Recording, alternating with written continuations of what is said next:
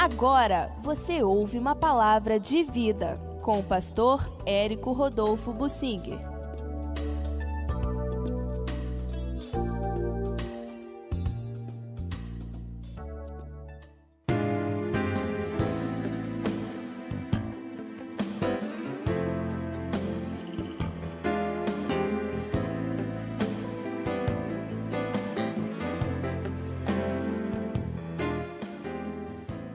Épocas difíceis. O rei Josias viveu numa época muito difícil. Ele tomou uma decisão muito importante. Ele se humilhou diante de Deus, se quebrantou e se pôs a buscar ao Senhor. Mas para o país não adiantou. Mas adiantou para ele, adiantou para nós, adiantou em muita coisa. Valeu, mas não mudou os desígnios de Deus, as determinações do Senhor e a destruição que já estava decidida pelo Senhor continuou e até que se consumou. Deus fez tudo acontecer, destruiu o povo, destruiu a cidade, destruiu o templo. Um restante, Deus mandou cativo para o cativeiro na Babilônia e começou uma nova fase na vida do povo. Humilhado, escravizado, reduzido, um pequeno povo, uma pequena quantidade de pessoas. Deus estava começando com eles a escrever uma nova história, mas aquela passada foi passada e Deus destruiu aquele povo todo. Milhões e milhões de pessoas foram consumidas, todas em pecado, longe de Deus. O Senhor usa isso como lição para nos admoestar, nos alertar em nossos dias. Nós vivemos época difícil, as pessoas estão sendo provadas, a fé das pessoas está sendo avaliada pelo Senhor. O pecado campeia à solta por aí, se multiplica em nosso redor. Deus está querendo ver os sinceros que se quebrantam, choram e oram e buscam o Senhor de todo o seu coração. Mas praticamente não há. O povo evangélico está mundanizado, está amarrado na televisão, na internet, no celular, em casa, distanciado de seus irmãos e continua massificado apenas assistindo a religião em casa, no seu celular ou na televisão. O povo cristão, de modo geral, no mundo inteiro, está sofrendo a preparação para o arrebatamento. Sofrendo, porque a preparação que Deus quer que façamos, infelizmente, não acontece senão debaixo de dor, de perseguição e de aperto. É o que aconteceu em Israel, é o que tem acontecido em muitos países, como, por exemplo, na Coreia, que há 100 anos atrás vivia um grande avivamento espiritual, mas eles se acomodaram e Deus teve que mandar as guerras, várias guerras. O Japão dominou a Coreia, depois a Segunda Guerra Mundial, depois a Guerra das Coreias contra os comunistas. O povo coreano sofreu, foi dizimado, arrasado, até que depois da Guerra das Coreias, mais ou menos 1955, pôde tomar uma posição com Deus e começaram a buscar a Deus até que Deus escrevesse uma nova história na Coreia do Sul, o que contrasta totalmente com a situação que vive o povo escravizado debaixo do comunismo na Coreia do Norte. Deus quer escrever uma nova história no Brasil, em nosso meio. Deus precisa de pessoas que se arrependam. A Bíblia narra, segundo Reis, no capítulo 22, traz a história do rei Josias, resumida, é verdade, mas traz a história dele, que começou a reinar com 8 anos de idade. Demorou até que ele pudesse tomar pé da situação que ele pudesse entender a situação. Ele já era adolescente, jovem, quando ele entendeu o desafio, tomou uma decisão séria por Deus para seguir os caminhos do Senhor e teve que confrontar primeiro todos aqueles que eram grandes no palácio e que de fato governavam. Ele era o rei, mas uma criança não governa, os outros governavam por ele.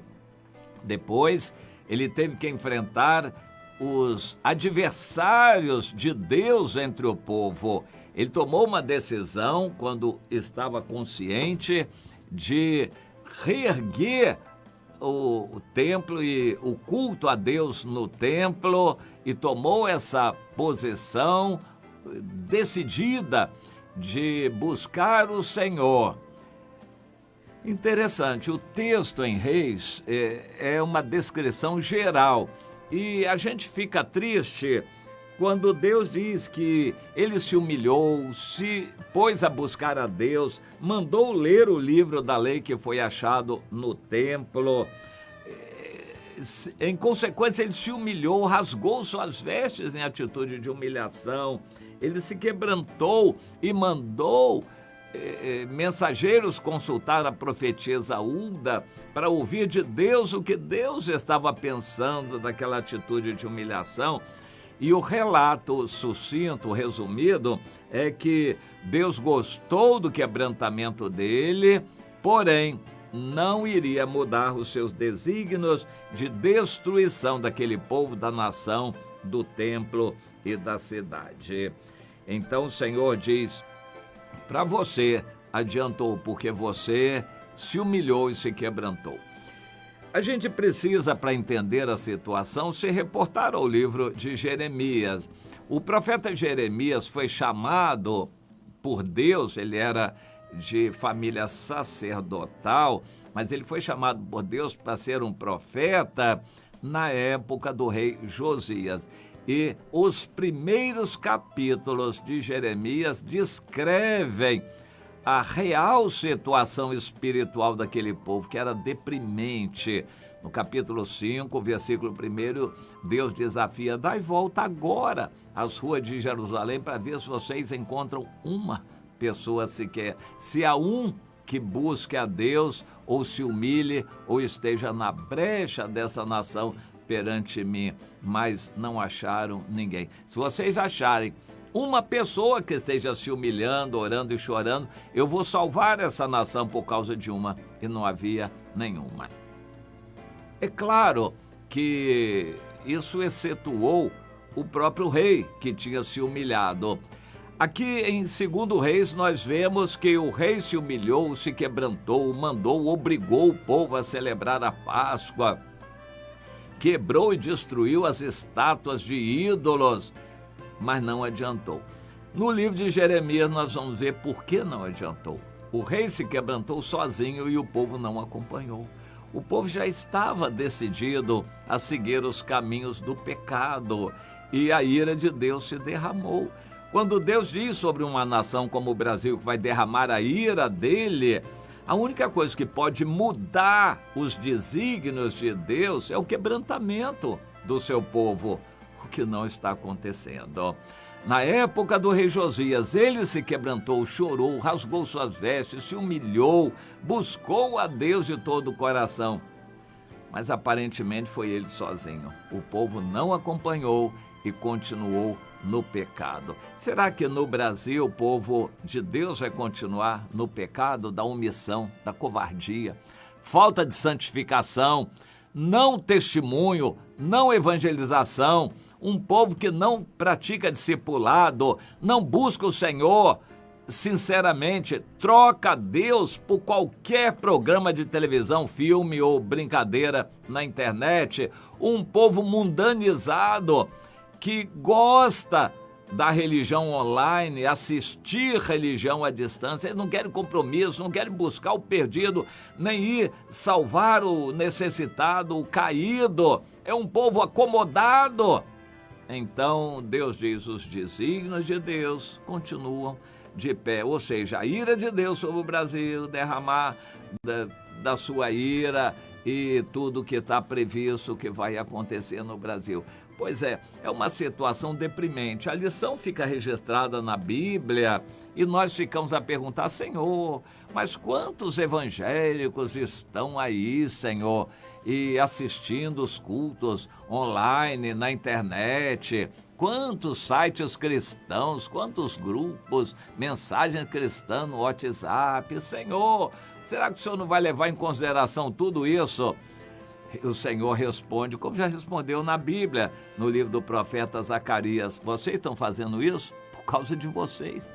É interesse de vocês, não é quebrantamento diante de mim. Tudo que vocês estão fazendo na internet, reciclando e compartilhando essas abobrinhas, isso é por interesse de vocês, não é em obediência a mim. Vocês não estão dispostos a nenhum sacrifício, nem dar a vida, nem buscar o caído. Vocês não estão se compadecendo de ninguém caído e vivendo em pecado. Vocês estão agindo por interesse, mas isso não mexe com o coração de Deus, que já está decidido a fazer tudo que vai fazer no Brasil. Deus levantou no Brasil um rei Josias, um presidente da República temente a Deus. Mas não vai adiantar, não está adiantando. O povo de Deus não está chorando. O povo que se chama pelo nome do Senhor não está se humilhando, não está se quebrantando. Na verdade, a maioria dos crentes está satisfeita com o evangelho online, não tem muitas obrigações, não tem que ir muito à igreja, eles estão satisfeitos com a situação do jeito que está, não estão chorando, nem se humilhando, muito menos rasgando as suas vestes, e eles estão contentes e satisfeitos com a situação atual. Deus fica triste. Entenda isso. O livro de Reis, que nós lemos aqui uma parte dele, segundo Reis 22, em junção com o profeta Jeremias. Isso vai nos explicar por que muitos crentes no Brasil não estão mudando em nada a história deste país. Porque tudo vai acontecer. Pois é, Deus quer nos ver no chão, com o rosto em terra, quebrantados, humilhando, jejuando. A maioria não quer nem saber disso. Pois é triste, mas a lição que fica na Bíblia, trazida para nós, está aí. Deus nos faz lembrados dela. Guarde no seu coração e faça o que lhe compete fazer, meu irmão, minha irmã.